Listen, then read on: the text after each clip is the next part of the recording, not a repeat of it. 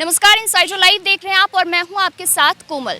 देखिए, बिहार में जब से महागठबंधन की सरकार बनी है, एक ही चर्चा हो रही है कि 2024 में पीएम मोदी के सामने विपक्ष का चेहरा कौन, नीतीश कुमार या कोई और।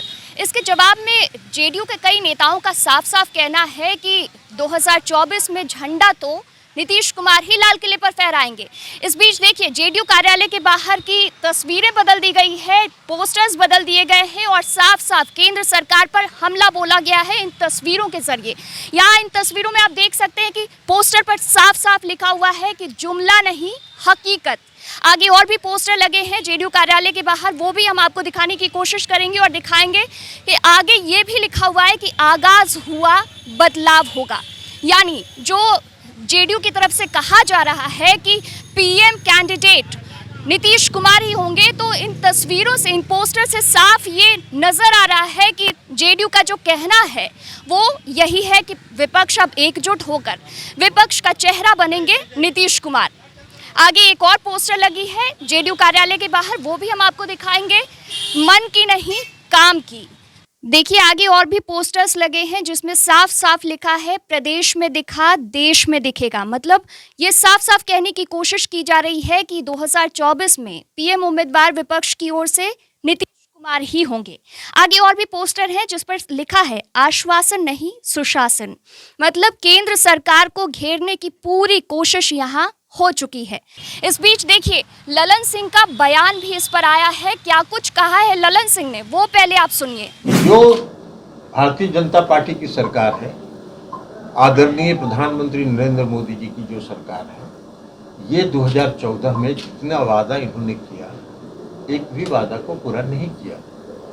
और बाद में हम लोगों ने देखा कि एक इंटरव्यू में भारत सरकार के माननीय गृह मंत्री जी ने कहा कि अरे चुनाव में बहुत जुमला कहा जाता है, वह भी वीडियो है। तो जुमला नहीं, और नीतीश कुमार जी ने बिहार में 17 वर्षों तक शासन किया, कोई जुमला नहीं चलाया।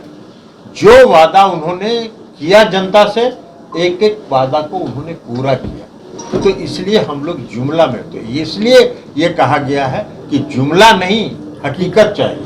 देश में दिखने का आपका नजरिया, जो जिस नजरिए से आप देख रहे हैं, वो देश को देखने का नजरिया नहीं है।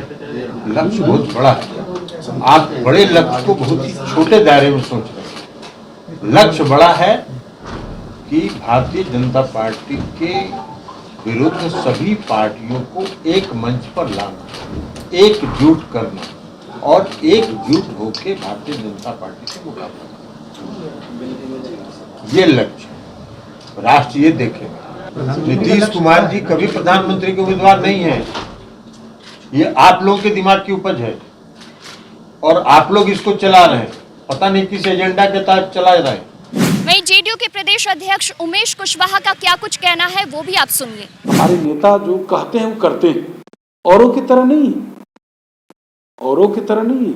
लेकिन अगला जो प्रधानमंत्री हैं नरेंद्र मोदी जी, और किस तरह से उनका सिर्फ भाषण ही आपका अच्छा लगेगा, और किस तरह से उन्होंने आज आप देख रहे हैं नौजवान को किस तरह से उन्होंने ठगा। 2 करोड़ नौकरी देने के नाम पर, रोजगार देने के नाम पर, किस तरह से उन्होंने कहा कि 75वां जब आज़ादी का 75वां साल आएगा तो उन्होंने कहा कि हम हर घर को पक्का, कोई ऐसा घर नहीं बचेगा जो पक्का का नहीं होगा। तो सब चीज़ देख रहे हैं, हर बिंदु पर मैंने कहा कि हर बिंदु पर चर्चा होगी।